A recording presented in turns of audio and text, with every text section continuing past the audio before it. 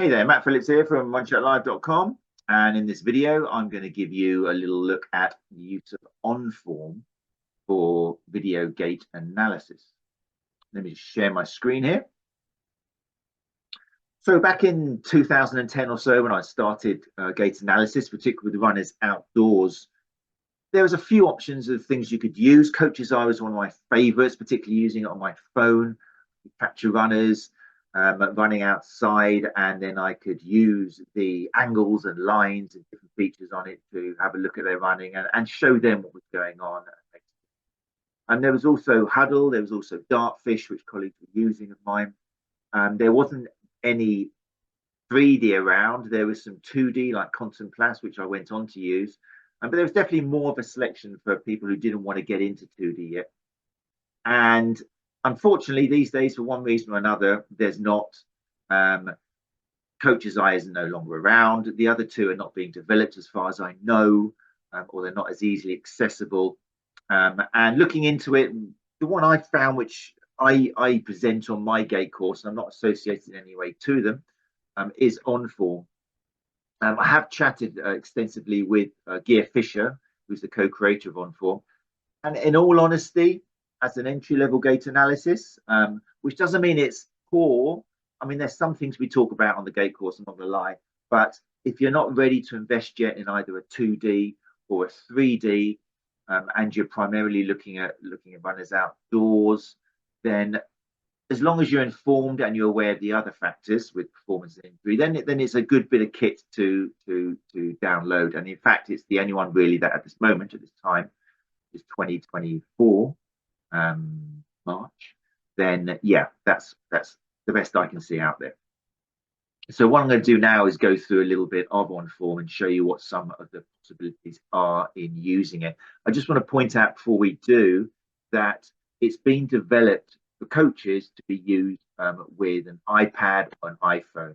So if you are a running coach or a therapist and you're going to be working with runners, then don't download it to Android. There is an Android version, but that is a limited version, which really is just for clients of yours who are want to see the videos and they want to use the chat facilities. It's a great piece of kit for relationships with your clients, for sharing videos, for chat, for giving them that sense of responsibility, for them uploading videos, for you attending them. Fantastic bit of kit. As a coach, you need to be using iPad or iPhone. Your runners can be using either, and there's even a desktop version where your runners can have a look at the videos. But again, that's not going to be usable by you as the running coach. But let's have a little look anyway at what it does involve. Okay, so hopefully now you can see basically what is on my iPad in front of you that I'm holding. I'm showing it on the screen. It's a very accessible, easy to use system, and there's a lot of support you can get. I'll point out now you can get a free. Again, he was doing a lot of these. I'm not sure if things have changed now, but you can get a free one-to-one chat with 𝐸𝐴. He's very happy to put these out. I don't know where he gets the time from. If you want to go through it and talk about it, but I'm going to give you a little look now at what is available. By the look of it, Onform is used more with other sports, more so than running. A lot of the videos you get with it have to do with golf or athletics. 𝐸𝐴 himself is very much into the golf and works a lot with golfers. So when it comes to running, this may well be kind of one of the best videos out there to give coaches and therapists an idea of how you could be using Onform. But anyway, so this is your kind of home screen. There is a free version. I should mention first of all, the money is really important, isn't it? There is a free version, but you can only upload kind of like about 6 videos at a time. So if you're only working with one client and you want a taster of how it can be, it is free. You can upload it to your iPad and also access it on your iPhone, or even just like if you're an Android user like myself, you're going to have to get hold of not an old iPhone because there's limitations, an iPad, but you want to get hold of a slightly newer one, not the latest, maybe a second-hand one, but yeah, you will need an iPad to use this. And then once you've got it, yeah, free version, you can get about 6 videos on it. If you do like it and you realize you're starting to make some money out of this and get some success out of this, then there's various different schemes you can see on the website where you need to pay a monthly subscription, and depending on the more you pay, the more you can upload. But it's still all very accessible, and you can tally that in with how much you're making out of it to, and how much you want to invest in it. It's still going to be a much far cheaper way. Well, I say that, yeah, it's still going to be a good way to get used to it. Maybe once you've used it for a while, you might want to upscale to a 2D system like 𝐾𝐞𝐦𝐸, for example, which we talk about on my course, Gait Analysis for Runners, Modern Approach. You may want to eventually go to 3D. And on the course, we talk about motion metrics, we talk about Run 3D, which I've used motion metrics, and I'm good friends with the creators of Run 3D. So yeah, there's all different stepping stones, depending again. What we stress on the course is it's not a case of the more you spend, the better you'll be. It's all very much to do with your clients, how many you're seeing, what the expectations are, where you are in the country, whether they're coming to you from around the corner or whether they're going to travel down from another part of the UK or even abroad. So there's a lot of considerations which we go to in the course. But anyway, what we've got here, I've kind of basically, it's done on an individual basis. So you can load your individuals. You can have teams. If you're working with a running club, you wanted to include runners in a team, you can do it that way. A lot of people, especially coming my course, are going to be working with runners individually. So there's kind of a library for each runner. So for example, I've got one down here called Jack Black, and I have already uploaded a few videos for the purpose of this demonstration on there. The great thing about Onform is if you were doing it live in clinic or outside, then you'd literally take a video, you go into the Jack Black, take a video, and then it uploads it to the cloud there, and it's there. And every single video you take will fall into the Jack Black album. If you then were doing it for a different client, you just go onto that client, every video you take will fall into that particular individual's album. Let's have a little look at Jack Black here. You can see some videos that I've uploaded here. I'm going to, as well as the videos, the whole thing about Onform is it's very much a relationship manager. It's about video analysis as well as, and probably more importantly, the relationship and ease of chatting with your clients. So there's a chat there once you're linked with them. Jack would have it on his iPhone as well, or on his iPad, or on his Android, or just on the Windows application. And Jack would be able to communicate with you via the chat. Jack would be able to see the library and upload videos there. You can upload videos and send them to Jack. It's all done on the cloud. It's very instantaneous. It's an easy way to keep things visible, so Jack's not scrolling through all of his video library to try and find the latest thing he found in all his emails. And there's notes as well. It's all private as well. And yeah, no, it's a very clever system for improving that relationship, which is something we talk about in the course as well. Gait analysis is just not only about the data you receive. It's not only about the way you collect it. It's about your relationship, and as always, that kind of therapeutic alliance you have with the runner. So Onform is very much with that in mind. You can build a great relationship with your runners using this system. If I do bring up a video that, let's imagine I took a video of this, of Jack in clinic. I'm going to click on that, bring that up hopefully. Okay, so here's Jack in clinic, and straight away I'll show you how the system works. You can obviously play thing. Okay, you can change the speed which the video is played back to you with. I will point out first of all that you can use your fingers to do this. I think particularly for easier access to the controls and to see what you're doing, I would use a pen. If you're flush with the money, you can get yourself an iPad pen, but there are kind of non-branded ones on the market which you can get as well. But it's very handy if you've got a pen in the iPad.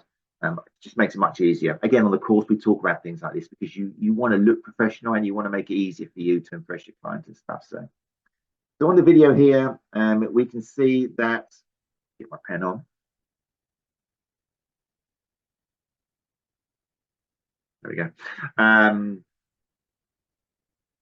The top line here is just for moving it backwards along the video as such. The bottom line here is taking it frame by frame. So you really can, and we talk about this on the course, you need this quality of distance between shots. You need to find when a heel strike is. You need to find exactly when you feel the mid stance is to take your measurements. Okay, you want to find exactly when that toe off happens, because if you go a little bit further, the toe's already off. If you go a couple of frames in, then it hasn't left yet. You're going to be getting false information, false data, which is hugely important, something we cover on the course. The reliability of your data is hugely important if you're going to get good results. You can, like I say, change the speed in the bottom left-hand corner. You can see it's on an 8th flow speed now. So once you've found, let's take us to mid stance, for example, which for one reason or another is a place we do spend quite a long time at on the course. So let me take this guy just to a mid stance here somewhere. Not far off it there actually, as we got. Mid stance, as you probably know by now, is generally when everything's kind of lined up. So if I use this here, I want the knees kind of lined up. I want the arms up top kind of lined up, the hands. It's an important position because it's where the ankle and the knee are at their maximum flexion. It's where ground force reaction is at its highest. It's actually a very important position which can be linked to potential injury risk and definitely linked with relieving tissues and taking load away from tissues by changing form a little bit. So we've got a mid stance position there. Not all runners are necessarily knees lined up and hands lined up. It can vary, but again, you can play around with this very accurate frame rate thing there to find out when that maximum point of flexion is in the knee. So it's bending. I think the maximum point is this guy here is going to be knee level. So there we go. Once you got there, then it's kind of everything you'd expect. Once you bring up the pencil, the main one we'll be using obviously is the angle. So let's imagine that I wanted to measure that amount of flexion in the knee at mid stance. On this particular piece, then you start off, you can see here we've got the markers in place, which is something else we talk about on the course. For me, the markers are massively important because if you are changing the origin of your angle line just by a little bit, by literally less than a few millimeters, that will change the angle.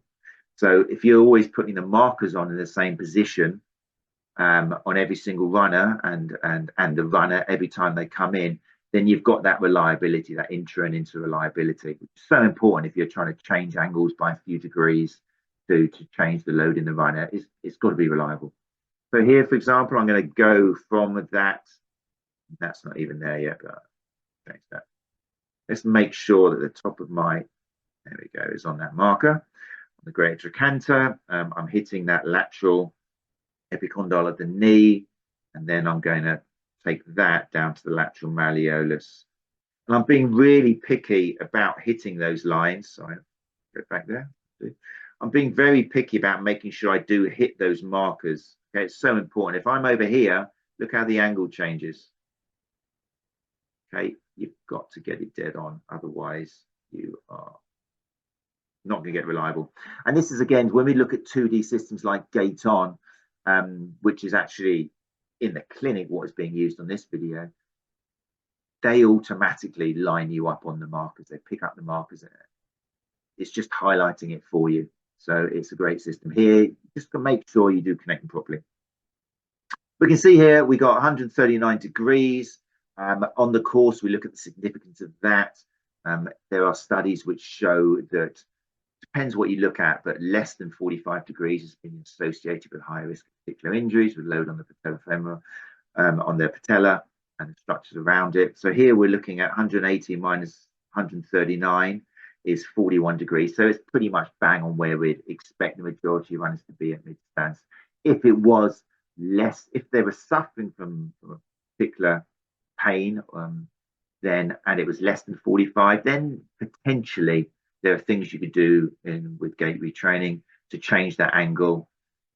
If they were over, in other words, if they were flexing to like 50 degrees or something, and you were looking at 130 on that, then potentially they are kind of compressing down too much. And again, that has been associated with various strains which can cause injury and pain. So it's a great place, an angle to take, not so much to prevent injury, because that's really tricky to multifactorial. But if you've got a runner who is already in pain with a particular injury, particular area of the body sensitized, and you look at this angle, you can start playing around with it through gait retraining, as well as a lot of other things. Obviously, a big thing about this course is you've got to look at the other factors: how they're sleeping, how they're eating, how they're training, how's the intensity, how's the duration and the frequency. as well as the psychosocial factors. Have they been injured before? Are they worried about a particular injury? Have they got pressure elsewhere in their life? There's so much stuff. But this is what gait analysis is about. This is what a modern approach to gait analysis is about. It's not just looking at that 139 degrees. It's taking all the other factors into consideration. But anyway, so there we go. Obviously, you can do angles all over here, and part of the gait course is having a look at the various parts of the gait cycle where you could take measurements. So if I'm going to just get rid of that, I might be looking at the amount of dorsiflexion. I might be looking at the angles on toe off. I might be looking at the height that heel raises at mid stance, so the swing leg coming through there. I might be comparing the left leg with the right leg to see whether the heels are reaching the same height and maximum flexion of that knee at mid stance on the swing leg. All sorts of things. And you can compare here. So if you've got a before and after on Onform, if I do compare, I haven't got a before and after here, but imagine I did have another photo of him running I don't know, a month later, and we're looking at some changes. Let me imagine that this is, we'll select that. We'll imagine that that is him running a little bit later on. A month later, after we've been doing various gateway training or something, or maybe strength training or whatever work we've been doing with them. And we could compare. We could take these runners to the same point in their stance. So imagine if I found, imagine if I went to mid stance on, let's go to a mid stance point on that left leg. Let's call it there. And then on the other side, I could go to a mid stance on this leg. All I'm doing now is kind of synchronizing it as much as I can. Again, this is something which is slightly easier on other types of software, but you can still do it here. Let's call it mid stance about there, I would say. Pretty cool. I think it's about the same. Maybe, yeah, good enough at the moment. What I can do here is I can link them. And then now when I play it, it will link them down. And I could pause it. And I could compare, for example, heights, angles. Okay, so I could compare what that angle is in the knee. Go from great to canter, lateral malleolus. Make sure that's on there. Boom. I'm not going to spend too long time lining up the dots now, but that's pretty cool. We could go to the other side. Choose a different color here, why not?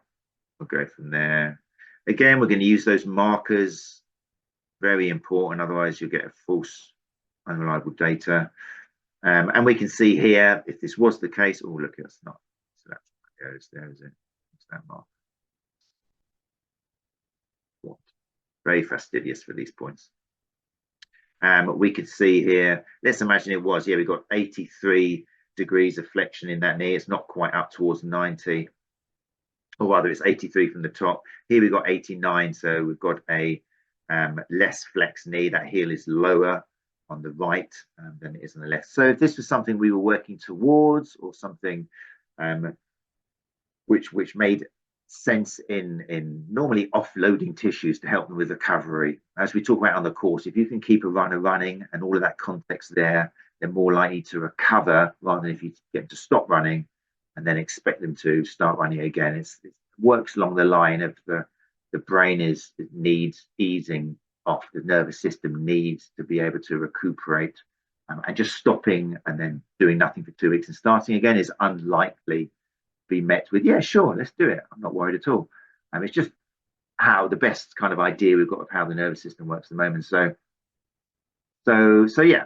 That's how Onform can be used. There's so many other ways of using the system, which we look at on the course, but it's a beautiful system, very nice as well. There's lots more to it. I'm just using that now to give you an idea. If you're on the course, and what we do is we get everybody to download it for free, and then I get you to record somebody using it, get you to upload some videos to a Google Drive folder, and I want you to practice doing it. It comes with practice. It is very weird, like everything at first, and it feels kind of very alien. But once you do it more and more, then it becomes like second nature. And it's exactly when you're doing it in front of a client, you feel a bit nervous first of all, but then you kind of fake it till you make it. and then it becomes like everything else in life. You do it secondhand or with your eyes closed. It will give you the confidence, which is a massive part of the course. It will give you reliable data if you're using markers, which is another big important part of the course. And it will give you the possibility, if you want to, then moving up to a different system, maybe a system where things are a little bit easier for you, a 2D like 𝐃𝐞𝐦𝐨 or something, or maybe even moving up to 3D if that's where your target audience are, if that's where your business's model is going to be, if you've got the budget. But all of these things are things we talk about on the course. Okay, there's no one best form of gait analysis for everybody. It just doesn't exist. It all depends on you, your clients, your goals, your experience, and everything. So, right, there we go. I hope this video has been of help to you. And if you are on the gait course and watching this, we'll now have a little chance to have some questions. If you are interested in this gait course and you enjoyed this video, then go to runchatlive.com. They run across the country. The way they work is there's 2 days online. So normally it's 2 Saturdays, 8:30 to 12:30, where we all get together and we look at the theory from the comfort of your own home. There's no reason to travel and have accommodation. We can get a lot of the theory done thanks to the joy and the technology of a Zoom meeting. And then you can do homework as well, so you can practice in your own time. And then by the time day 3 comes along, which is a full day face-to-face at a location in the UK somewhere, then you've got all the theory and we can get together and put it into practice. The locations vary. This is where you go to runchatlive.com or go to the st.school.co.uk, who the course is in association with.